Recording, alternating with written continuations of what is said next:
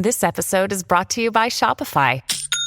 Forget the frustration of picking commerce platforms when you switch your business to Shopify, the global commerce platform that supercharges your selling wherever you sell. With Shopify, you'll harness the same intuitive features, trusted apps, and powerful analytics used by the world's leading brands. Sign up today for your $1 per month trial period at shopify.com/tech, all lowercase. That's shopify.com/tech. Ryan Reynolds here from Mint Mobile. With the price of just about everything going up during inflation, we thought we'd bring our prices down. So to help us, we brought in a reverse auctioneer, which is apparently a thing. Mint Mobile Unlimited Premium Wireless. How to get 30, 30, bit to get 30, bit to get 20, 20, 20, bit to get 20, 20, bit to get 15, 15, 15, 15, just $15 a month? Sold! Give it a try at mintmobile.com/switch. $45 up front for 3 months plus taxes and fees. Promo rate for new customers for limited time. Unlimited more than 40 gigabytes per month. Slows full terms at mintmobile.com.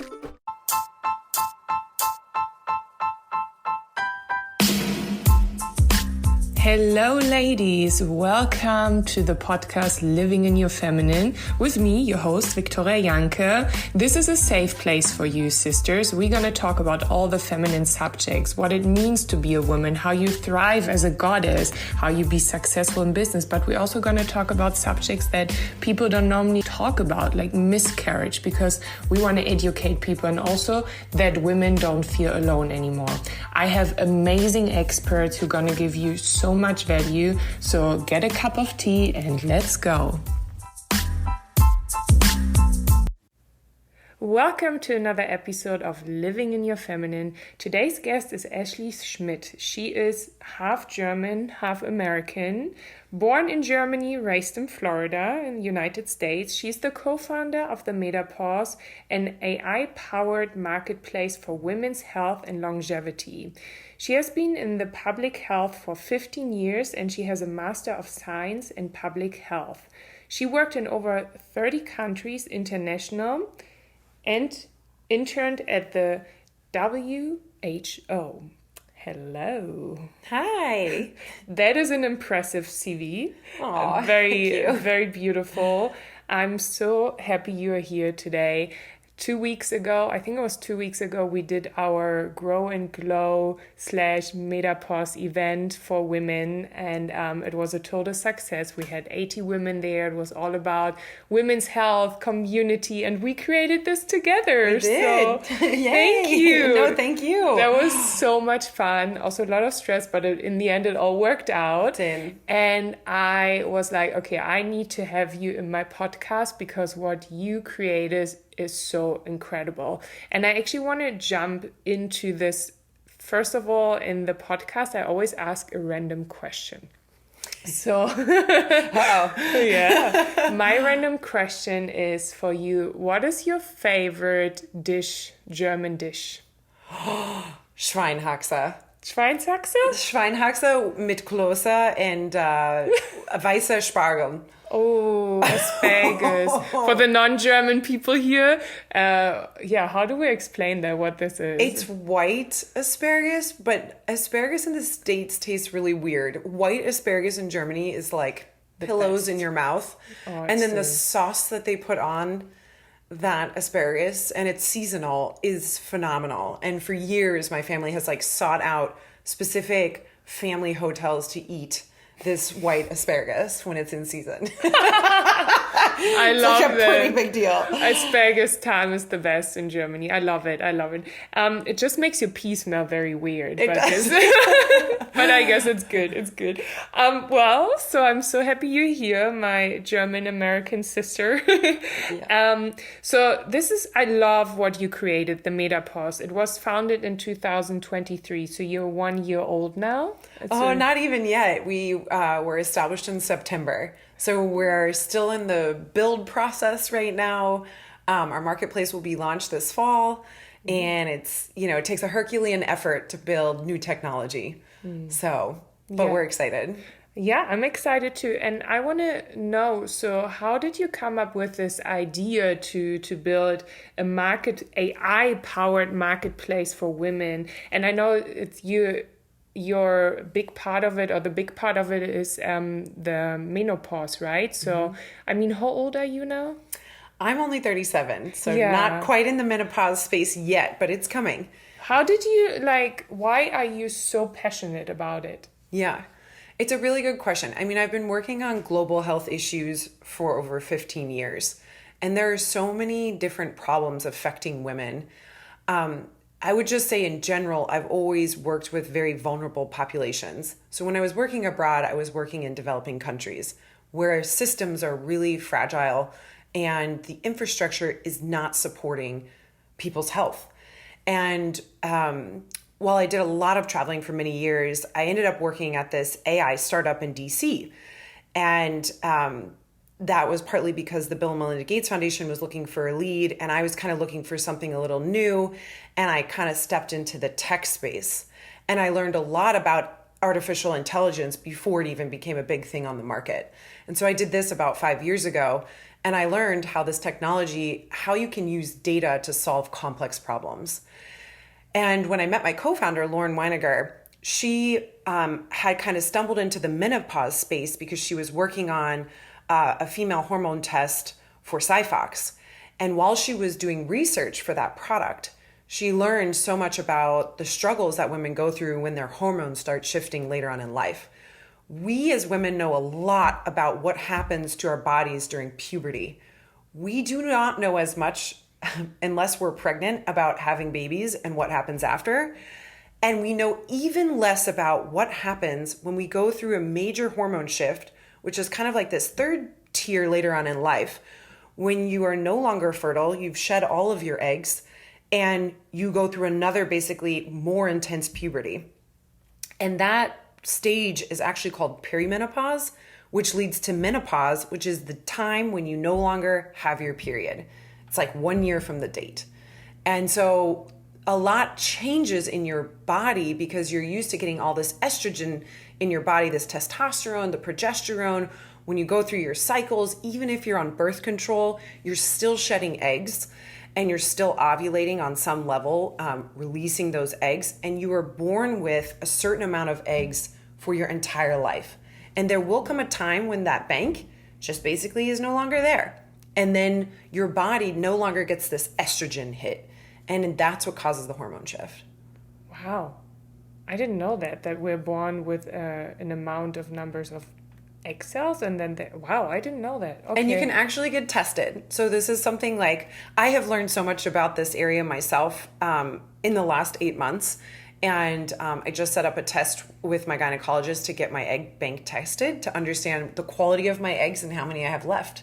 So that's actually something you can go check out and learn more about. And yeah, I think education is key here, because I think that women just don't even know about their own biology. And it's really sad. And there's many reasons for it. And I can talk a little bit about that. And that's what makes me really passionate about this area, is because I feel like we are a vulnerable population. And it's absurd that it is 2024 and women are still learning about their bodies. And there's so much research that hasn't been done about our bodies and our hormones. And granted, they're super complex. So there's a reason the scientific industry and pharma has shied away from it. Number one, they've been able to get away with it. But recently, things are shifting, and they're no longer going to be able to get away with it. Our society in America is going to hold pharma accountable to start doing tests with women's cells. And the NIH actually in 2014 mandated that all federally funded research had to include female cells. But it wasn't until the 1990s when even female lab rats was used. So a lot of drugs that were tested back in the day were not tested on women's hormones. And something else that I read recently, and actually Cameron Diaz wrote a book about longevity, and it's brilliant, and I highly recommend it for people to read. Our bodies are very, very different than men. Our liver metabolizes things differently. Our organs are different. Women have more fat cells. And so when some medicines actually store longer in the fat, and so dosages really need to be different between men and women. And this is something that is not well researched. I've given you a lot of bad news. some of the good news is that recently Joe Biden signed a huge initiative, thanks to Jill Biden, around women's research. And so we're starting to see more dollars be put into this area. And some of that money went into researching for menopause. I also think because our society is very youth focused, it's a lot more research dollars have gone towards what happens around pregnancy and what happens with a woman after pregnancy, and less so what happens to a woman as she ages. And I'm really excited because I think the tide is turning. And the Metapause is really just a passion project of mine that came out of all the things that I love, like thinking about health, vulnerable populations, and how can we use our voice to help vulnerable populations. Little did I know I was in that vulnerable population myself. Wow, so interesting, because what you just said about that women have more fat cells, so that we actually need a different medication, right? And that it's very interesting because I went to an event in Germany where I was a speaker, and I was listening to some other women, a panel talk, and they were talking about that the only thing where they want men and women separated is actually when they go to the doctor. Because even though when you do, what is this called? Like when someone passes out and you have to... Oh, like CPR. Even CPR, you have to do different because a woman has a breast, you know? And I didn't think about this. I was like, oh my God, that makes sense. The female body is so different than the male body. And I was like, wow, okay. And now you're saying this as well. And another thing you said is we're so focused on the youth. And I feel this is also something in our society where women feel very pressured, where they don't feel like, you know, getting older is something beautiful. I think it is, but in society we're very focused on that. And my mom, she's in her menopause now, and we talked about it, that she has like these, you know, where she gets very hot and then cold, and also her emotions going like they're on a roller coaster. And I feel like she feels very alone with it because there's not a lot of people, first of all, talking about it. So I'm very grateful we do that today. So, and I hope everyone who's listening, who is going through menopause right now, feels motivated. And, you know, we're going to give you some tips later. I'm sure you will share that. And, yeah, so wow. So I can tell how passionate you are about it. And even listening to you, I'm learning now. I was like, wow, okay. And I have a question. When does the menopause normally starts? Like, how old are you, and when does the menopause normally starts too? Yeah, great question. So the perimenopausal phase can start as early as your 30s, typically more in your 40s. Oh my God, I'm like, how do I know? How do I know that I have it? And we can talk about symptoms as well. Yeah. But perimenopause can last up to 10 years.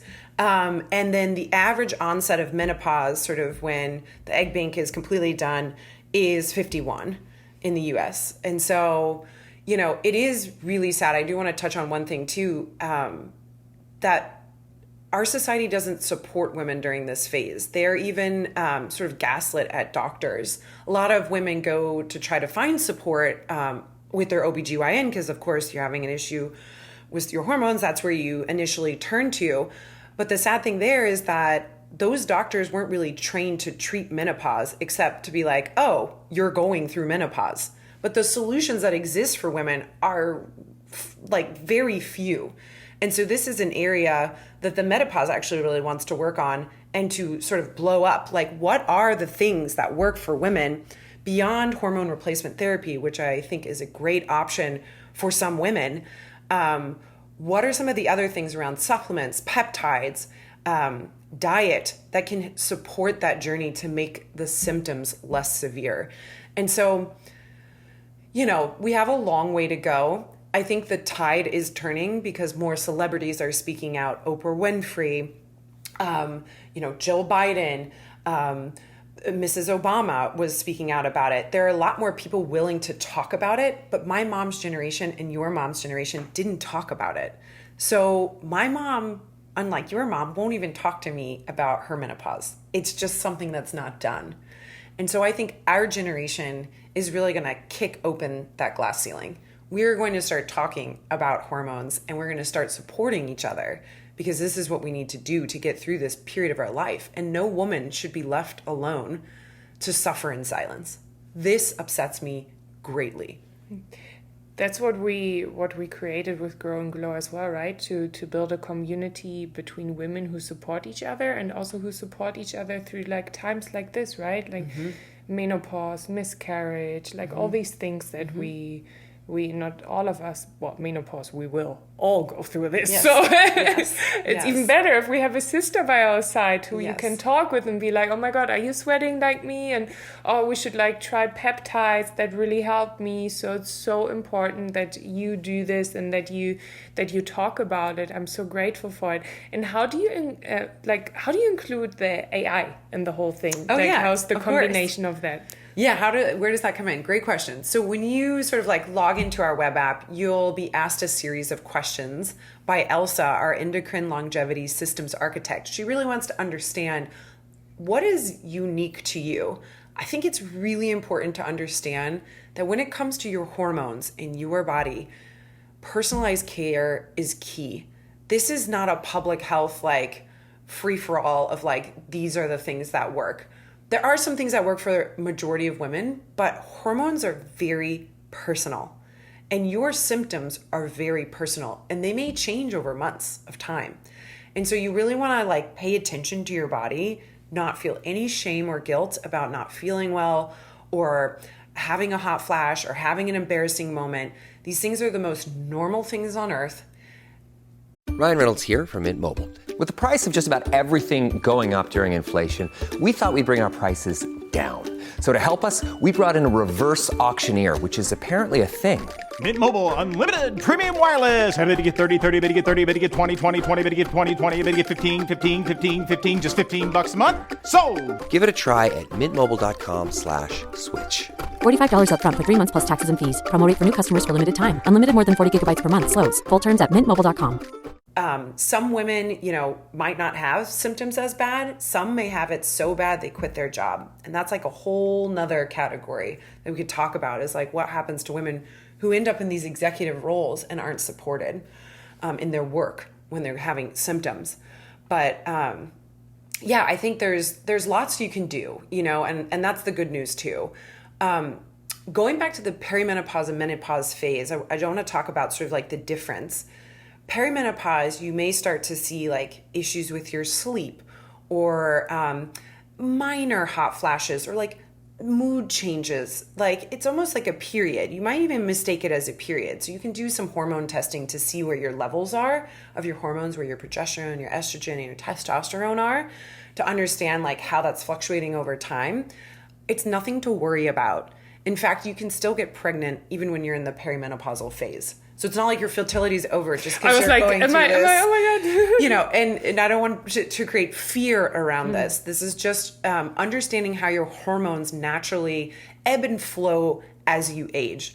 And then what happens, when the egg bank sort of really ends, it's kind of in those like couple years towards the end where the symptoms get more severe. And that's a good time to think about hormone replacement therapy and to do your research and to talk with your medical provider to see if that's the right option for you. Because for some women, that might really not be an option based on their own medical history. And so other things like peptides and stronger supplements, higher doses, can really help to offset that hormone flux.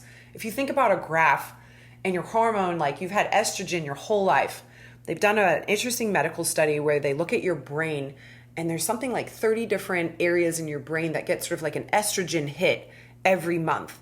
And if you don't get that estrogen hit every month, it's almost like a withdrawal.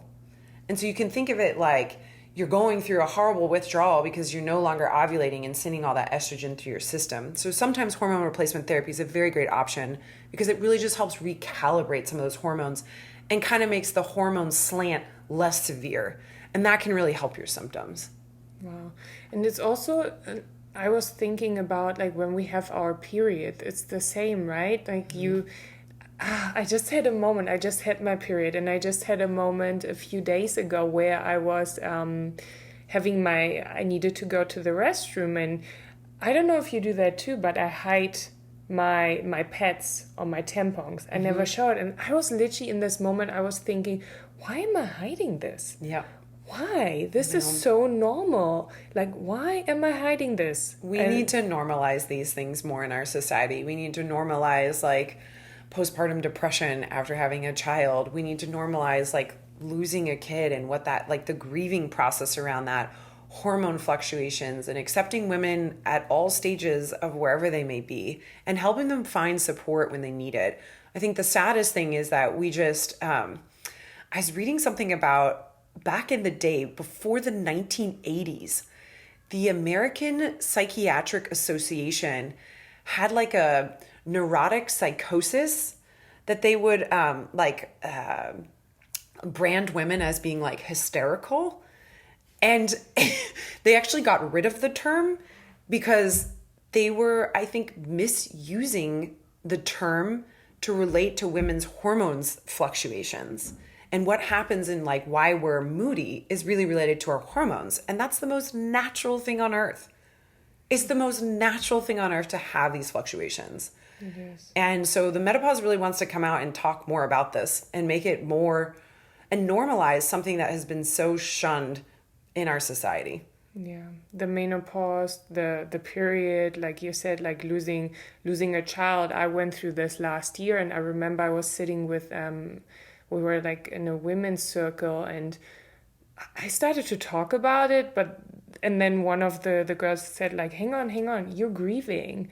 And I didn't even realize that, oh, yeah, I am grieving, and it's okay to grieve. I haven't grieved, I didn't have any grief, or I didn't let myself grieve for months, because I was like, oh, you also start to like ask yourself, what is wrong with me? And it's the same with my period, like sometimes, I mean, it's like painful when you have it, but I'm also grateful when I have it because I know my body is working. And yeah, it's like the thing, like the emotions that you have when you have your period. And now seeing my mom when she's on her menopause, that what it does to our body. And I feel it's so important, and it's so beautiful what you're creating. Are you planning on having like experts on your website? Are you planning to do like social media educational videos? So what is your goal with Metapause, like the overall goal? Yeah. And I never actually answered your question about AI. And that's where this comes in. The goal is to really help women find solutions. There's a there's a massive internet of information, a lot of misinformation. Could be funnel too for, like the pharmacies and stuff like that. Yeah, there's so much information out there. When you're having an issue or you're having a symptom or you're not feeling well or you're like stumbling on like, maybe I do want to understand a little bit more about perimenopause. What is this? You start going down these rabbit holes and like, it could take hours and weeks and months to understand all of these things. And so we want to make the solutions and the answers to these problems a lot more accessible. And you can think of the Metapause as a funnel. And the AI comes in because it's going to help personalize recommendations for you. And our marketplace is not just like, oh, you have a menopause product, throw it into our marketplace. No, we have a bunch of experts in menopause, functional medicine doctors, Eastern, Western practices that are scientifically backed. And those products are in our marketplace. And the AI will use your personalized situation to recommend what's in our marketplace for you. And the way that we thought about this is, I come from this like scientific background, and sort of like my German brain wants to know like down to a cellular level what's going on. I know that not all women have the time or the interest on some of that deep level. And so you can think of like when you get a recommendation and you can kind of putz through the marketplace, it's like an accordion feature. You can go deeper and deeper and deep as you want. But you can also stay high level and know that these are, vetted solutions by experts that are advisors in the Metapause. Are you excited to be in menopause? Or are you more relaxed since you're doing all the research now? Or are you scared? Oh my God. So at first I was terrified because I was like, what's going to happen to me? Like, excuse me, brain fog. I could lose, like, my intellect is one of the things I highly prize about myself. Like, I don't want to lose my brain function or my sharpness, or my ability to show up at work and be really crisp, but actually that's where I said earlier that education is key, because as I've learned so much more, I'm like, why was I afraid? There's nothing to be afraid about here. It's just about understanding, okay, what are the symptoms? How can I recognize without any shame or guilt that I'm having some symptoms, or should consider I'm having a hormone issue and might be in perimenopause, God forbid, but it's not a God forbid. It's just like, hey, my fertility is coming to an end, which is going to happen for every woman. I think it's also important to talk about, like, what can you do? What makes it less severe? That's my next question. Can you give the listeners some tips, like what they can do, like when they are starting to have their menopause or the premenopause? Like what what are some tips? What can they do? Yeah. So number one thing is to start reading. Like I mentioned, the longevity book by Cameron Diaz, and then Dr. Sarah Gottfried wrote a book on women, hormones, and food. I think women need to understand, they need to be re-educated, or I can't believe this education isn't in our schools or even in college. I mean, we're grown women who need to understand our bodies and how our hormones work, from our periods to like what perimenopause and menopause is. And so I think education takes the fear factor out of it, because you're like, oh, like that's how this works, or oh, I didn't realize I could take this supplement in perimenopause and it would really shift how I'm feeling. Like I'm going to feel 100 times better because if I just do this one little thing, it's going to balance my hormones. Cool. And so I think education is key. Also following Tamsin Fatal. She's amazing on Instagram. I learn a lot about, she's very raw about her experience and like has a lot of great information and recommendations. The other thing is we have to know how to stop endocrine disruptors. As women, we have to be even more careful about our environments. So one, that means the environment around us, and two, the food we put in our bodies, because we are more sensitive to both of these things because of our hormones. And one of the things that's near and dear to my heart is sort of like plastics. I have rid plastics out of my entire house. In our lives right now, plastic is everywhere. And it is estimated that we ingest 21 grams of plastic, which is the weight of a credit card, per month. Wow. So what that does to your hormones and to your endocrine system, it wreaks havoc.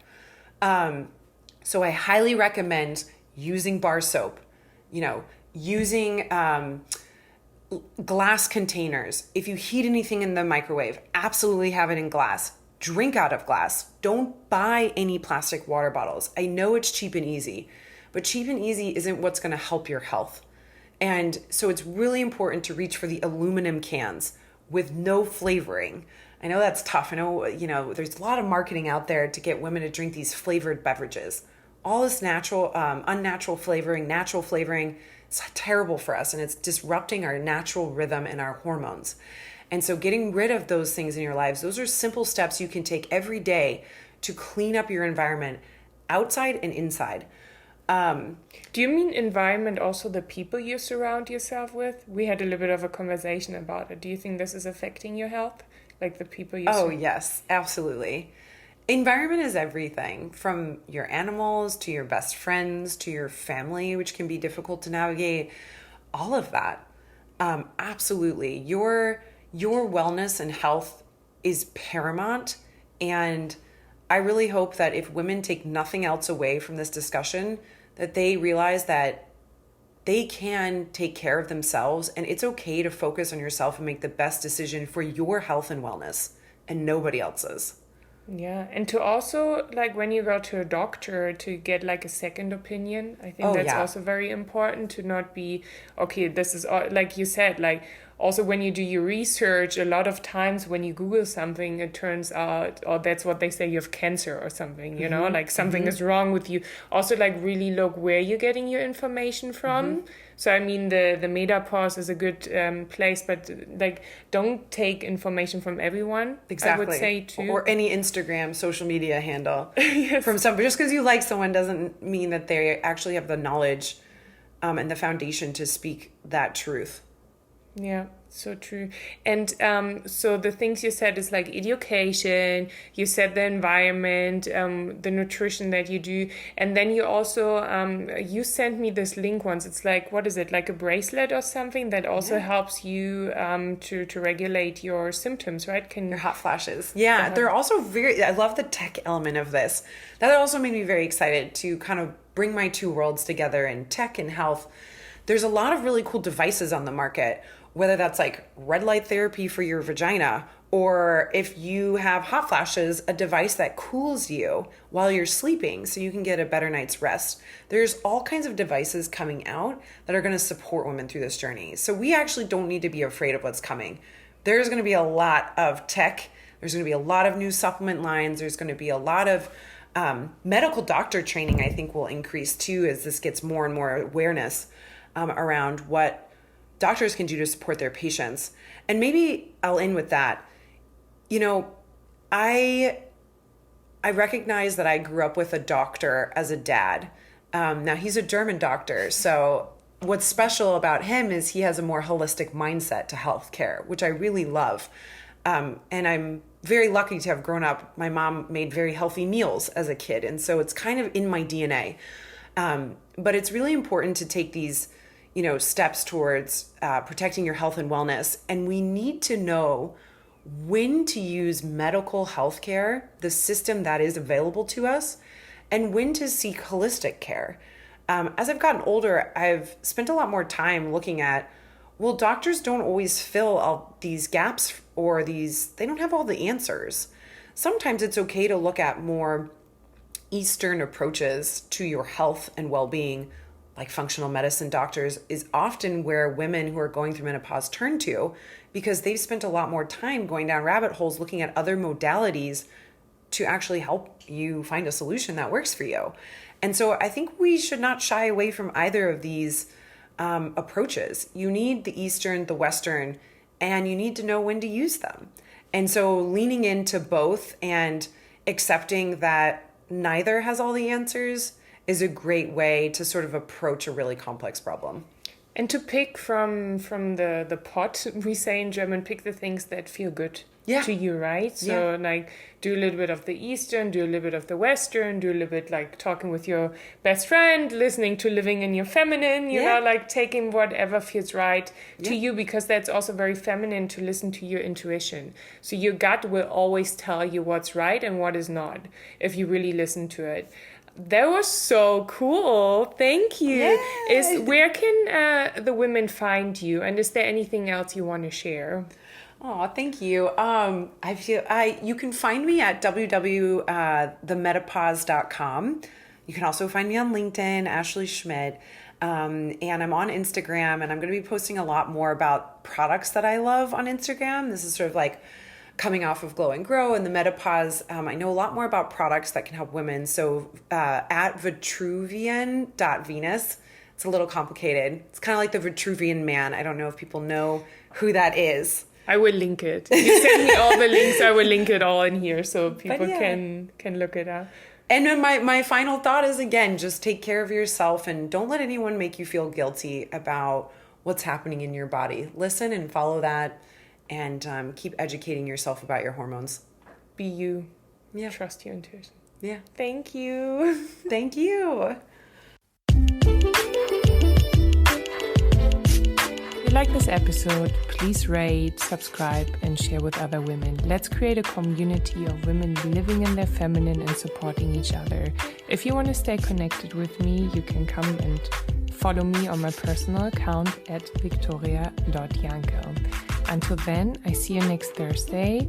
Be thriving, goddess, and live in your feminine.